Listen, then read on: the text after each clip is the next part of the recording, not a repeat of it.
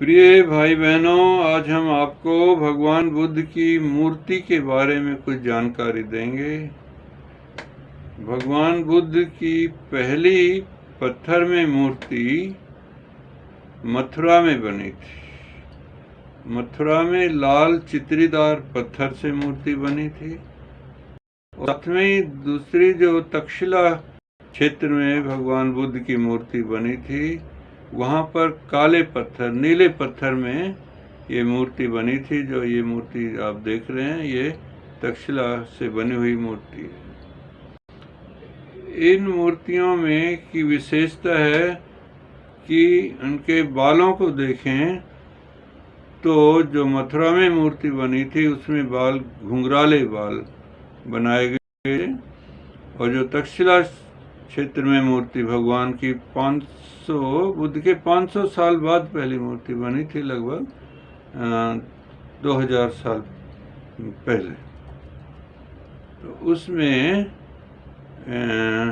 जो वस्त्र हैं,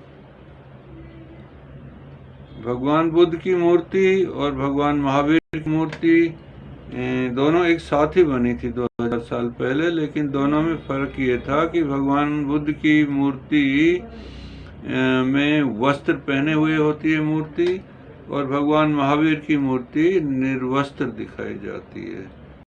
फर्क होता है दोनों की। और दूसरा, जो छाती में एक चिन्ह होता है, स्वास्तिक, वो चिन्ह महावीर जी की मूर्ति में होता है, भगवान बुद्ध की में नहीं होता। तो इन दो निशानों से हम पता कर सकते हैं कि बुद्ध की है या भगवान महावीर की है। भगवान बुद्ध की वस्त्र होते हैं, भगवान महावीर की निर्वस्त्र होती है मूर्ति। और छाती में जो त्रिवस्त्र का जो चिन्ह होता है, ये 2 पॉइंटों से दोनों की मूर्ति को। बालों का हो गया, भगवान बुद्ध के 2 तरह के बाल हैं, और बुद्ध महावीर जी के नहीं है, नग्न होते हैं। रंग का है, जो मथुरा की मूर्ति है वो लाल चित्रीदार पत्थर में है, और तक्षशिला की जो है नीले पत्थर में बनी हुई है मूर्ति।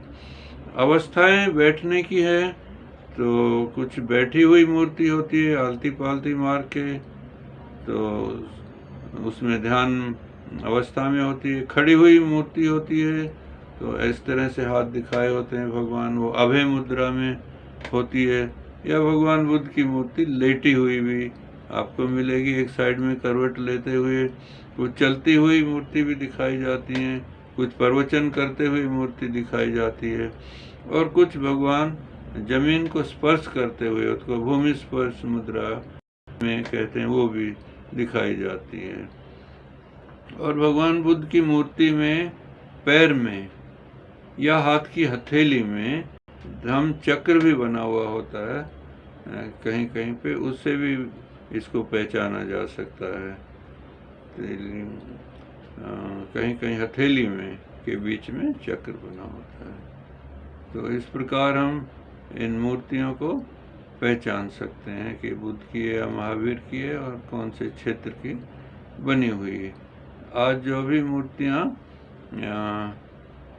जो संघोल एक जगह है पंजाब में जहाँ बहुत प्राचीन स्तूप था, वहाँ खुदाई में कुछ मूर्तियाँ मिली थी। 120 मूर्तियाँ, एक नई मूर्तियाँ जो लगाई भी नहीं गई थी, शायद लगाई जाने वाली थी, वो 120 मूर्तियाँ संघोल के स्तूप के पास एक खाई की खुदाई में भी मिली थी। तो उसके बाद ये विकास हुआ और मूर्तियाँ आगे बनती रही। तो इसमें कलाकार की कल्पना पे ये आधारित है, क्योंकि पहली मूर्ति भगवान के 500 साल बाद बनी, तो किसी कला की कल्पना है कि वो कैसे होंगे। तो ये कुछ जानकारियाँ भगवान की मूर्ति कला के बारे में आपको दी है। और मथुरा में तो म्यूजियम में आप कभी मथुरा जाएं तो ज़रूर देखिए, वहाँ भगवान की अलग अलग मुद्राओं में मूर्तियाँ काफ़ी हैं जो लाल चित्रीदार पत्थर में यहाँ पर मिलती हैं। आप चंडीगढ़ म्यूजियम में जाएंगे तो वहाँ पर नीले पत्थर की मूर्तियाँ भगवान बुद्ध की मिलेंगी। या संघोल में जाएंगे, संघोल में भी वहाँ एक म्यूजियम भी बना हुआ है, ऑन साइट म्यूजियम, पुरातत्व विभाग ने जो 120 मूर्तियाँ मिली थी उनके लिए बनाया गया। तो अब जहाँ भी म्यूजियम में जाएंगे आप तो 70-80% मूर्तियाँ आपको भारत के किसी भी म्यूजियम में भगवान से, बुद्ध से संबंधित मिलेंगी। 10-20% आपको भगवान महावीर से संबंधित मिलेंगी।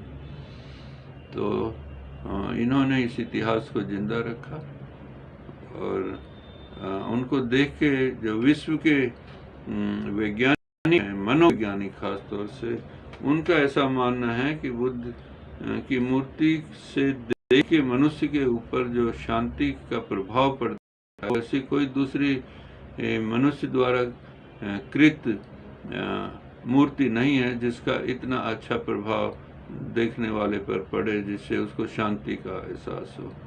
तो इसी जानकारी के साथ मैं अपनी वाणी को विश्राम देता हूँ। मैं डॉक्टर लाल सिंह फिर आपसे किसी विषय पर मिलूँगा।